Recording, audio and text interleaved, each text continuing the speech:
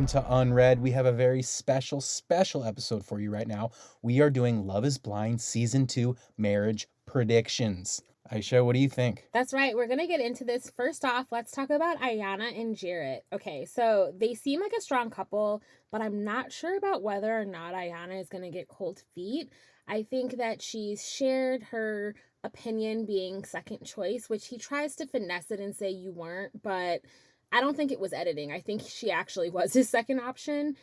I don't know if they're going to make it. He stays out to 3 or 4 in the morning. She wants to stay home and read books. Will Ayanna be the queen of the traveling hookah empire? That's exactly what you keep thinking. And she wants to go and get her master's. I'm going to say that Jarrett will say yes. And I think there's a maybe that Ayanna says no at the altar. Okay, so I think they will not get married. That's my prediction. I think Jarrett will say yes because he's being a good sport. He's trying to do this whole thing, but Ayanna is not seeing the growth that she needs to see. She wants a stay-at-home king. He's kind of a go-out king. What's hilarious is that when you say she hasn't seen the growth, it's like she hasn't seen the growth in 3 weeks. But yeah, I think they're not going to get married. I think he says yes, she says no. That's our prediction. Are we agreed on that one? Well, we are agreeing on that one, yeah. Okay, next up, Deepti and Abhishek. We'll call him Shake. Y'all, I feel so many feelings about Shake. I think he's trash. I hate that the producers have created this whole storyline around him not knowing if he finds Deepti desirable. And it actually just feels like patriarchy vomiting on the TV each time their storyline is going on. And if you've noticed that they've never really focused on how she feels and what kind of intimacy she wants. It's also very weird that when they first met, he was like double fisting, palming her ass, kissing her, everything, and then it just went away. I'm just thinking of them in the pool in Mexico, and Deepti's all over Shake, and he looks like a deer in headlights. Like he's staring at the cameras as she's kissing his neck. It really was cringe. I think that she absolutely deserves better than him. Even his mom said that like she can have anyone she wants and you actually need to get it together. So I'm going to say no. I think that she deserves better. She can get better. They haven't had sex yet. They should have just fucked by now and figured it out, because I think that he's in his head so much that if they just would have slept together, he would be able to say if he feels a spark or not. But I think he's going to say yes. I think she's going to say no. I do think after the show, they're going to be friends. They both bonded over being Indian, dating white people, and feeling the need to assimilate, both being born in India, raised in the US. And so I think that they will have a strong friendship after this. He has repeatedly described her as his best friend, someone of the opposite sex who you're bonded with, who you really like vibe with, but you have no sexual chemistry, no desire to do anything with them. I think that that is the makings for a platonic friendship. Yeah, I'm in agreement. Shake will say yes again because I think he's kind of being he's trying to play the game as he should, and Deepti, as she should hopefully say no, because she can find someone who's attracted to her who can also be her best friend. They're out there. Absolutely. And I think that it's a lot of production right now. If you notice, when she was on the boat with Ayanna, she said, I am not going to be the initiator. I am not going to be the aggressor. I need to be desired and wanted by a man. And I'm sorry, every woman I know who feels that way is abso-fucking-lutely not going to marry a man who does not make them feel desirable. And I actually hate that this whole season, it has just been about him not being sure about her, because it makes it feel like she kind of is powerless. And it's like, who the fuck is he? Who cares if he wants her or not? You know, she can still be desirable outside of him. It's really annoying. Yeah, the whole storyline is that she's not desirable. Yeah, that's fucking ridiculous. Yeah, it is. And so, yeah, anyway, I think that the really funny thing that's going to happen after this is she's going to end up dating a white guy who's going to be amazing and love her. And then Shake is going to be like, oh man, now I'm attracted. Who knows if that'll really happen? That's just in my mind. Mallory and Sal. They're like they're the most boring to me. Yeah, I think they're playing ball with the producers. They're showing up to these dates, but there's no chemistry. Mal's she hasn't felt it since day one. She gave up. She went crying away from Jarrett after he proposed. figured, No, he didn't propose. He said, if I what were to if? propose, what would you say? And so she put all her eggs into Sal's basket, met him, realized she was not attracted to him. And I think that's the way it's been this whole time. She's been playing ball. Sal's singing. I hate his singing. I absolutely hate the way he sings. I think he sings nasally. I kind of hate men that sing anyway. Like guys who take themselves seriously and sing. It's been a deal breaker pet peeve of mine since I was in my 20s. It's actually kind of gross. See, I liked his roommate singing though. Yeah, because his roommate sings from like his belly, from his soul that feels fuller. Sal's singing is very nasally, but when he sings with his roommate, it sounds balanced. It's like, is he not opening his mouth? It's like the top note is him and his in the bottom flavor. Maybe his like roommate's the bass and he's like the treble. I don't know music. Well, and then I mean we can't not mention Sal's shenanigans. Okay, Sal isn't trash. Sal is a fuckboy to me. I think he's too calm. I don't buy that he's that calm. When he said that his quote ex-girlfriend, which I don't even think he referred to her as an ex-girlfriend. I think he said someone he had been seeing before the show showed up at his sister's house and his sisters let her in. I'm sorry, as someone who's acted crazy before and also been around crazy, you're downplaying all of this. He basically was dating someone. He said that, they get cast on the show a year in advance and the producers tell them, do not stop living your life. He was dating someone, which I think is absolutely fair. He told this person, listen, bitch, I got cast on a show a year ago. I'm going. So let's just see other people. I'm sure that when you get cast on the show, you don't actually anticipate meeting someone. I'm going to say, most of the people don't meet someone. Most of the people go on the show, have a good time, and then go home. Yeah, he comes back, starts seeing this girl again like nothing happened. Yeah, except he came back with Mallory. I think that just showed me that he's truly a fuckboy. The way that he navigated that and handled it, I don't think he's accountable. Match that with his singing voice. His singing voice doesn't even feel authentic. Yeah, it was very gaslighty of him to like try to downplay it.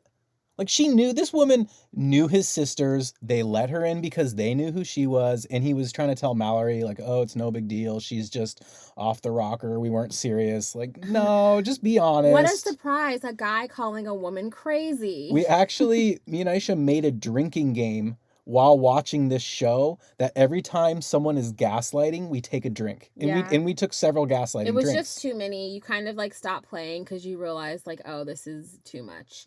I need to say that Mallory wants the gold ring. I just think that she just give her the fucking gold ring. She doesn't feel like she can speak up and really say what she wants, and he's so painfully insecure that he's not Jarrett. And I think what it is being from Chicago and knowing how some of the personality types can be, I could see someone, just anyone, looking at a partner that gets picked who they know they are nothing like. And so if she had a strong connection with Jarrett and then it's him, I could see him sizing Jarrett up, and especially for men feeling like, okay, if I'm smaller than him or shorter than him, and it's okay that you're different, but if that's what she was attracted to, you start thinking like, oh shit, this is like, we're not the same vibe, so like, are you really into me? I thought it was pretty hilarious that Sal would try to confront Jarrett. He didn't want the smoke. Y'all saw Sal was like, man, could we talk? I was like, Jarrett is not about to entertain this bullshit. And the fact that Sal would say that Mallory didn't appreciate the comment about the ring, no. Just say you don't appreciate it. Her and Jarrett were both going back and forth like, now if that ring, you wanted gold. And he was being a little shady, but like he was definitely being shady. He was literally whispering to her, I would have got you gold. Honestly, as someone who wanted an obscure looking engagement ring, I understand if you want gold, you want gold. And so when you designed my engagement ring, they were like, are you sure this is what she wants? Because it's like, the fuck does she wants like black obsidian with gold and emeralds. Like, are you sure that this, like, you have a guy in a jewelry store just designing a ring, and he got a ring that's very beautiful. The Sal did. But it's very standard, and everything she wears is gold. So she wanted something, I think, a little bit more vibey. Mm-hmm. I also should note, I think they're very boring together, because if she's drawn to guys typically with the personality of Jarrett, which is very outgoing, and his ex is showing up causing shit, he maybe dates crazy girls. I think that they're too calm together. I think they each date someone who brings out more energy. Yeah, could And be. together they're just boring. Even when he cooked that meal, it was kind of boring. His cadence is boring. They're Well, both kind of monotonous in tone. It's his one meal he knows how to cook. I know, and it was like nice. I like the shrimp, but he's just, which is fine. No shade on that. I'm sorry, yeah, I've been talking about how boring he is for like 3 minutes, but like seriously, I think that they're both gonna say no. Yeah, I that's a would good hope prediction. so. Both are no's. I also kind of like her sister. Her sister was just like, the fuck? Like, I think that. Okay, before we go into the next couples, let me just say that I have appreciated about the series this season that they're being more transparent, that they're not trying to have mystery around how long they're there. They're being very clear about, okay, you all are here for 10 days, then we're going to do this in 3 weeks. And I think the timing, I appreciate as a viewer knowing the timing, and I think that they've allowed the family members of the people to be more open and honest about what the process is like, and it makes it more interesting, because how do you make this show interesting again? It also could be a little nugget that not as many couples last, that they've been including family more to give us more emotional things to go off of. Oh yeah, I also do appreciate you can tell they have a bigger budget this season. They have a bigger budget, and they still had to film during COVID. Yeah, and you wouldn't know when you watch it. It's not like a COVID, you don't feel like you're in the middle of COVID when you're watching it. No, you don't. And being from Chicago, I really appreciate just seeing my city consistently. And I feel like it's propaganda for Mike to come to Chicago. It's just like every scene is just clips of the city, and it makes me happy. It does look beautiful. Yeah, it's I'm super also beautiful. talking about propaganda for Chicago. I'm watching the Genius Netflix documentary on Kanye West. And it's also like Chicago propaganda. It makes me want to go there because they have a lot of beautiful shots of the city in it. And I'm like, wow. It's a beautiful. I'm from a beautiful city that's big. He's like staying in this building with a shot. It's looking over the entrance of the river to the lake on the city's edge. And it's just like, whoa, that's Mike's actually eyes cool. are so big right now. Y'all, he's never been to Chicago. My eyes are as big as Shane's eyes right now. Okay, he's not next. We're going to go to Danielle and Nick. Okay. Danielle and Nick, I think that they are such a strong maybe for me. Okay, we got teased out with Danielle saying yes and her saying that Nick had told her the night before to say no. I truly think that of all the couples, they have had the most conflict and have had to have the most conflict resolution. I think that they have been the most transparent about their baggage and issues, and they kind of know what they're getting into.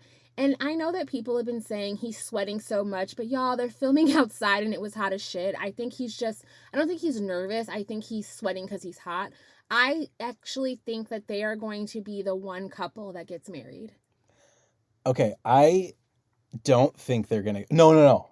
I'm going to agree. I think they will get married. Okay, Natalie... Not Natalie. Danielle. She is so insecure. It's almost insufferable. It's almost too hard to watch. It's almost unbearable. But Nick is just, he's like hanging in there for some reason. I think they're both going to say yes. That's my prediction. But I want to say one thing about Nick. This looks like it's obviously his first rodeo. And what do you mean by that? By rodeo, I mean being in a relationship with a partner and navigating someone's emotional or anxious kind of turbulent times. Like, can you tell that Mike is in a relationship with someone who is emotional and has anxious. Anxiety? The thing is that Danielle projects her anxiety and insecurities. She emotionally vomits it everywhere with no sense of control, accountability, or like, everyone's been saying that she should have been pulling up to a therapist before she was pulling up here to try to meet someone. They both need therapy for sure, but she needs it like yesterday.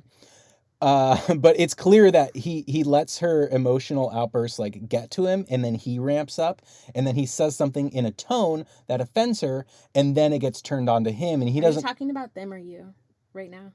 Listen, it's pretty universally applicable, and it's something I've experienced in many relationships, and I think it's something that everyone experiences with partners, as in the rodeo. Some of us have been to the rodeo before. We know, I've said on this podcast before, I'm working on not getting triggered Because if you can handle her anxious meltdowns without getting triggered, then you basically you get through it to where you can then talk about the actual issue.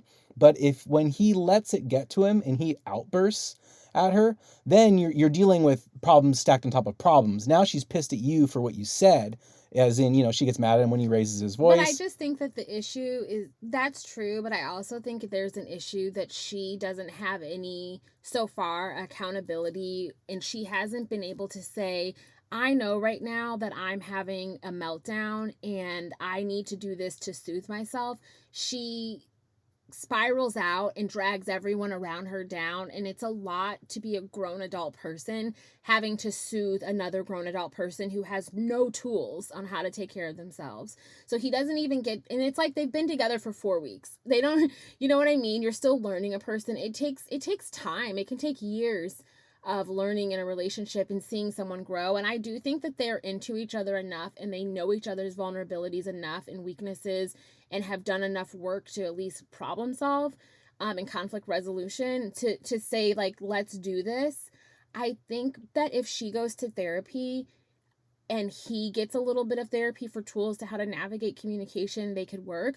Let's not forget that his closet has movies alphabetized and he has that Jason mask in there. Like he has one of those like horror movie masks in there. He's a little weird too.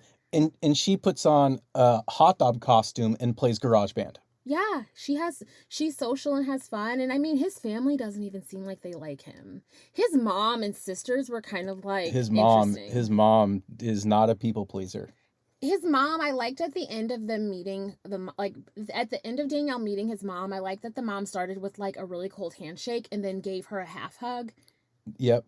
Graduated to a side hug. She Looks like a big looks like deal. she smoked a lot of cigarettes and had a lot of beer, and you said she looks like she drives trucks. She looks like she probably No drives a shade, truck. we need truck drivers. This supply chain is fucked right now. Yeah.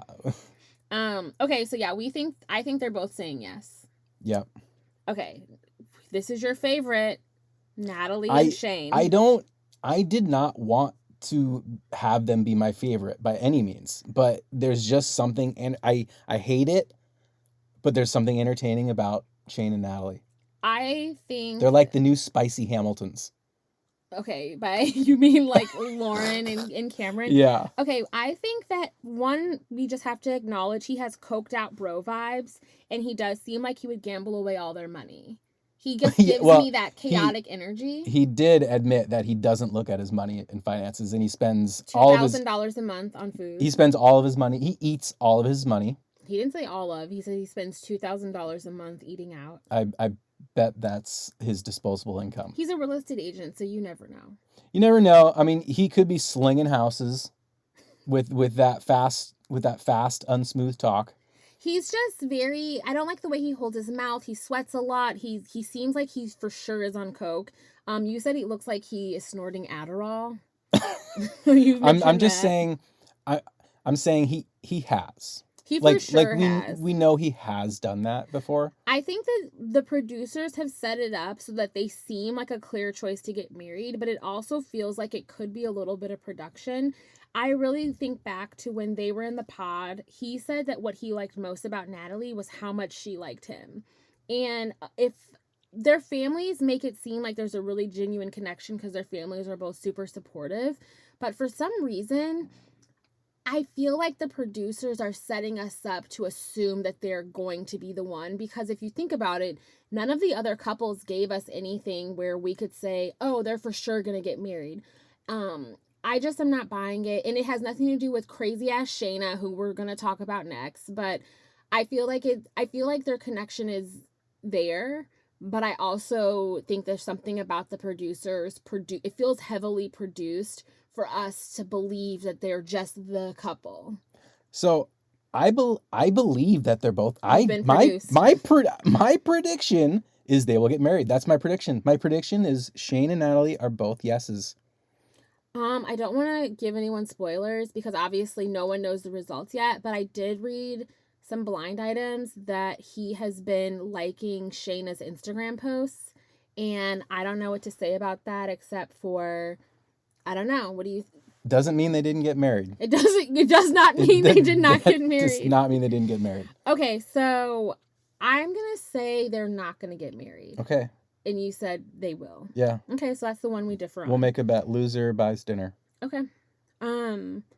Last but not least, we're going to include Shayna and Kyle just because they were one of the couples. Obviously, we know they're not getting married, but they were one of the last couples. I think that Kyle and Shayna don't even deserve to be compared or spoken in the same breath as Jessica and Mark. Was his name Mark? I felt like Kyle was kind of on Mark's level. Like No. this just optimistic puppy dog, doesn't care. We're going to make it work. We're going to try, when obviously she was not into it. No, Mark to me seemed like more of a fuckboy trash dude that was like I think you only knew that after the fact, though. In the moment, you did not know that he was a fuckboy. There was actually no chemistry between Shayna and Kyle. Well, but really, this is Shayna. This is Shayna's. I'll say it now. Shayna is ladies for Trump. Yeah, she gives me Trump vibes. The whole family. I don't know. It's something about dirt bikes, Christianity, being proud to be an American. It just gives me Trump's America. The brothers sitting there, 2 points.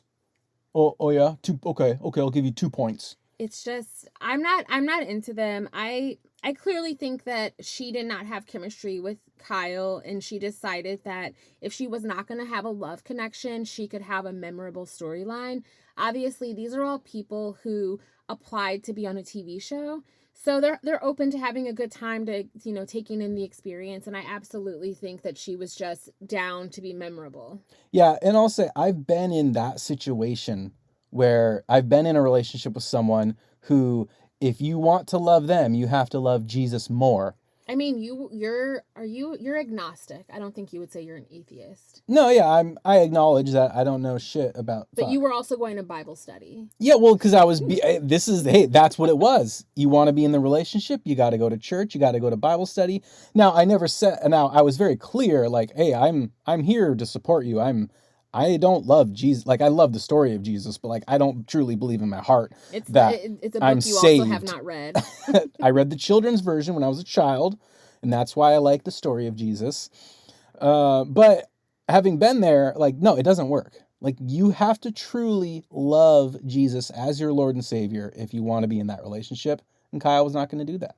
No. And he shouldn't have to. And also, though, she wasn't into him. It just, there was no chemistry. And I don't even buy the chemistry between her and Shane. I think her and Shane had like a flirty rapport, but in person, they didn't have chemistry. Yeah. If she was attracted to Kyle, she would have found a way around that issue, because there's no way she's looking at Shane thinking he's going to be her spiritual husband, guide her and lead her into the hands of God. Like, yeah. Shane was not going to do that, but she didn't care about that. She didn't care about that. And people on TikTok have been kind of like trashing her, being like, oh, you care so much about God, but then also you're bragging about how much you want to fuck. And it's just like, it's the idea of people picking and choosing what parts of the Bible they want to, apply to their lives, which you are allowed to do. It's just kind of funny that she's so like, I have to have a guy who's gonna be centered in faith with me and lead me and all this shit. And I'm like, girl, did you think coked out Shane was gonna be like your provider and the leader for your walk with Christ? That's insane. Hey Jesus, what are you wearing up there? Oh my God, I got so tired of them wanting to know what each other was wearing. And also, as soon as she saw him on the beach, she literally said to him, what are you wearing? And he said, Tom Ford. And it's just like, oh my God, give me a fucking break. Like, you all are not inherently interesting. You're both boring together. And I'm not into Shayna. I'm trying to think if I know women like that in real life. Not adult women. There were women I knew like that in high school. It's really weird to watch her be that messy. Go to any church in the suburbs. Well, there's people like that everywhere, but it's just, it's kind of silly to see someone be on national TV and to be disarmed in that way, where you're like, I really believed everything she was saying to him in their like little beach talk, trying to gaslight him. And I was actually, dare I say, proud of him for handling her in a way where you could tell he was still trying to be chill about it and not shut her all the way down. Yeah, it's pretty bold of her to call him and Natalie's relationship a sham. But now that we're talking about it, what if she's right? I think that people like her, I don't think it's a sham, but I think that there's certain women who when you think you're better than another woman, I think that you refuse to believe that something could be legitimate. They liked the same man and they both felt connected to him in some way. I truly think that she sized up Natalie and was like, I'm maybe more conventionally, by the American beauty standard, attractive than her. I am more interesting. I'm more like outgoing than her. You know what I mean? I think that I think she truly felt better than her. So she's just like, there's no way that this shit is real. It just boils her blood that all that filler couldn't get her the win. I know. And I also think that in an experience like that, if you don't experience having that deep bond with a person through a wall, I think it's easy to dismiss the deep connections that other people could make. I also do know that sometimes guys who may treat you like you're the fun time, you may have a hard time understanding or believing that they could be emotionally vulnerable with anyone else. And I'm not saying that he was emotionally vulnerable with Natalie. Maybe he was, maybe he wasn't, but clearly they chose each other. And I think that you know what? I think Shayna needs to take her fucking L, but that would have resulted in her not getting camera time. And Shayna, more than anything, wants camera time. I'm for sure looking forward to the reunion. I really do think that there's only one couple that's going to get married, and that is Nick and Danielle. I think it'll be interesting to see what happens with the rest of them. I would love to see, the consumer inside of me would love to see Shane and Natalie get married, because I think that it's like an underdog type of story. But if I'm being realistic, some of it feels produced. I don't know. I mean, it all feels produced. I mean, it's produced. It's a fucking produced show with a budget. It all feels produced. Yeah, but we want to know what you all think. You know, the season finale comes out on Friday. Obviously, I'm going to make Mike stay up and watch it. And I may watch it Thursday night. Wait, I'm not. Friday, I got to work Friday, so okay. I'm not staying up. Okay, no one cares about our schedule. I'll watch it after work. But yeah, I want to know what you all think. Who are your predictions? Next season, I want to get a bingo card, and I want to like come up with things like every time someone's gaslighting someone. You came up with one where you're like, every time someone says, I wish I could blank you. Yeah. In the pods, they say, I wish I could blank you. We took a drink. So maybe we'll do a drinking game for season 3. Yeah. Oh, and I just found out, a friend told me that his sister-in-law was on, but I don't think she like met anyone, so it's not like she got camera time. Like there was the flight attendant, there was the white-haired guy. It's like a person that was in the pod and went through it but didn't meet anyone, so they're nameless. Yeah.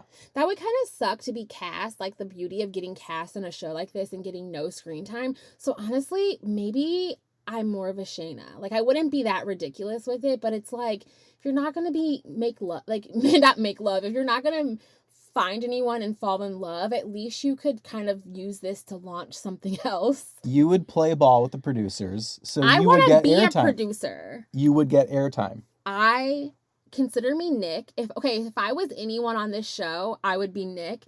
Nick is messy. He's gossipy. I fucking love it. Someone described him on TikTok as a guy that wants a hug. When he met Shayna, he was like, you were my pod bestie. You're going to hug so-and-so before me. It's just, I think I'm a Nick because I'm going to play ball with the producers.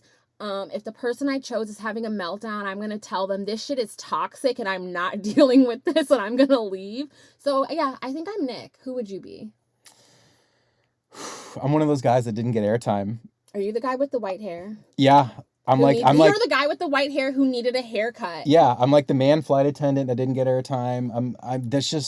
That's me. They would be like, oh, you know, this guy's kind of like, he was just okay enough, just interesting enough to make it onto the show, but then like, you know, after enough airtime, he's just not giving what it needs. And you didn't give what needed to be gave. I did not do what needed to be done, and he got cut. That's just what would happen. That's actually kind of funny. Okay, y'all. Well, that kind of sums up our personalities. I'm Nick. I'm on the show. I'm carrying it. And Mike got cast, and we don't remember his name. And he got cut. Got cast and got cut. Let us know who you think is going to be in the final married couples versus not married couples. Okay, bye. Bye.